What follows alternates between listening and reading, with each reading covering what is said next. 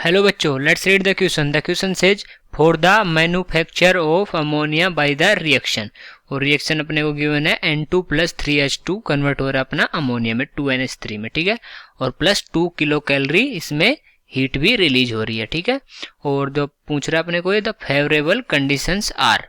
तो favourable conditions कौन कौन सी हैं, जैसे फर्स्ट है low temperature, low pressure and catalyst, and B है अपना low temperature, high pressure and catalyst, और सी गिवन है high temperature, low pressure and catalyst, और डी ऑप्शन में है high temperature, high pressure and the catalyst. Okay, तो अपन देखते हैं इनमें से कौन सा ऑप्शन करेक्ट होगा। तो सबसे पहले क्या करेंगे, अब सबसे पहले लिखेंगे इस क्वेश्चन का की कॉन्सेप्ट।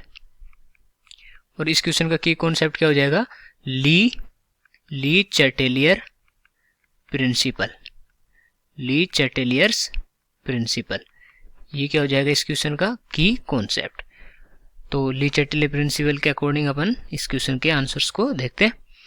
तो अपनी रिएक्शन कौन सी गिवन है, N2 प्लस 3H2 कन्वर्ट हो रही है अपनी किसमें 2NH3 में, और क्या दे रही है साथ में 2 किलो कैलोरी हीट दे रही है, ठीक है, या एनर्जी दे रही है। तो एनर्जी रिलीज हो रही है इसमें, तो ये क्या हो गया कि अगर ये हीट रिलीज हो रही है, एनर्जी रिलीज हो रही है, तो इसका मतलब क्या हो गया, इसका मतलब ये एक्जोथर्मिक रिएक्शन होगी, क्योंकि एक्जोथर्मिक में ही हीट रिलीज होती है, ठीक है। तो ये कौन सी रिएक्शन हो जाएगी, ये एक्जोथर्मिक रिएक्शन हो जाएगी।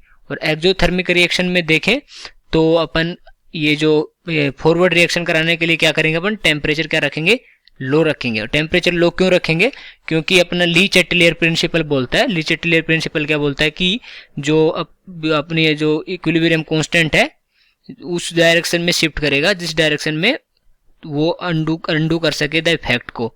तो जो अपन इफेक्ट उस पर किया है, जैसे कि कंसंट्रेशन टेम्परेचर और प्रेशर में या इंक्रीज या डिक्रीज किया, तो उसको अंडू करने की डायरेक्शन में ये शिफ्ट करेगा। कौन सी डायरेक्शन शिफ्ट करेगा, उसको अंडू करने की में। तो अगर इसमें से हीट रिलीज हो रही है, मतलब टेम्परेचर ज्यादा है, तो अगर टेम्परेचर कम रखेंगे तो ये कौन सी डायरेक्शन में जा पाएगा ये रिएक्शन, ये जब जाएगा फॉरवर्ड डायरेक्शन में। और अगर फॉरवर्ड डायरेक्शन में जाएगा तो इसका मतलब ये अमोनिया और ज्यादा बनेगा, ठीक है। तो इसमें क्या आ जाएगा अपना लो टेम्परेचर। तो फर्स्ट ऑप्शन में तो क्या लिख सकते हैं अपन, टेम्परेचर को देखें तो लो टेम्परेचर। और अगर अपन प्रेशर की बात करें तो प्रेशर में क्या होता है कि लो चैटेलियर प्रिंसिपल के अकॉर्डिंग जो प्रेशर अगर अपन इंक्रीज करते हैं तो रिएक्शन शिफ्ट करेगी उस साइड में जिस साइड में गैसेस के मोल कम होंगे, ठीक है, गैसियस मोल कम होंगे, ठीक।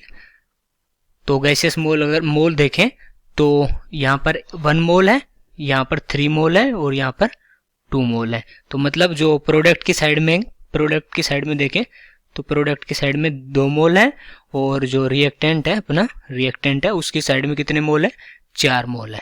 तो ये कौन सी डायरेक्शन में शिफ्ट करेगी, ये प्रोडक्ट की साइड में शिफ्ट करेगी, क्योंकि मोल प्रोडक्ट की साइड में कम है। तो अगर प्रोडक्ट साइड में शिफ्ट कर रही है तो कौन सी रिएक्शन हो जाएगी, फॉरवर्ड रिएक्शन। तो जो फॉरवर्ड डायरेक्शन शिफ्ट कर रही है तो फॉरवर्ड रिएक्शन। तो फॉरवर्ड रिएक्शन में ही क्या होगा, अपना अमोनिया बनेगा और अमोनिया बनेगा। और अपने को पूछा ही है कि मैन्युफैक्चर और अमोनिया के लिए कौन सा फेवरेबल कंडीशन है। तो अगर हाई टेम्परेचर रखते हैं अपन तो अपनी कौन सी कंडीशन आ गई, अपन कंडीशंस लिख लेते हैं। कौन सी कंडीशन आ गई अपनी, जो अपना टेम्परेचर है वो क्या रखेंगे लो, और जो अपना प्रेशर है वो क्या रखेंगे हाई। और अगर तीसरे जो कैटलिस्ट की बात करें तो अगर इसमें अपन कैटलिस्ट ऐड करते हैं, अपन कैटलिस्ट ऐड करेंगे तो कैटलिस्ट ऐड करेंगे तो टेम्परेचर लो है तो ये जो रिएक्शन है स्लो हो जाएगी। तो स्लो को अगर अपनी स्पीड अप करना है तो अपन क्या करते हैं, कैटलिस्ट ऐड करते हैं। और इस केस में कौन सा कैटलिस्ट यूज करते हैं, अपन Fe यूज करते हैं, ठीक है। ये अपन कैटलिस्ट यूज करते हैं, अपन यहाँ भी इसको लिख सकते हैं Fe को, ठीक है। तो क्या हो गया अपना ऑप्शन के अकॉर्डिंग देखे तो बी ऑप्शन में क्या गिवन है कि लो temperature, high pressure and catalyst. तो अपने क्या देखा था अपने कि लो टेम्परेचर था, हाई प्रेशर था और कैटलिस्ट था। तो ये अपना जो बी ऑप्शन है ये क्या हो जाएगा, करेक्ट ऑप्शन हो जाएगा। तो बी ऑप्शन क्या हो गया, correct. Okay, I hope you understood it well. Best of luck.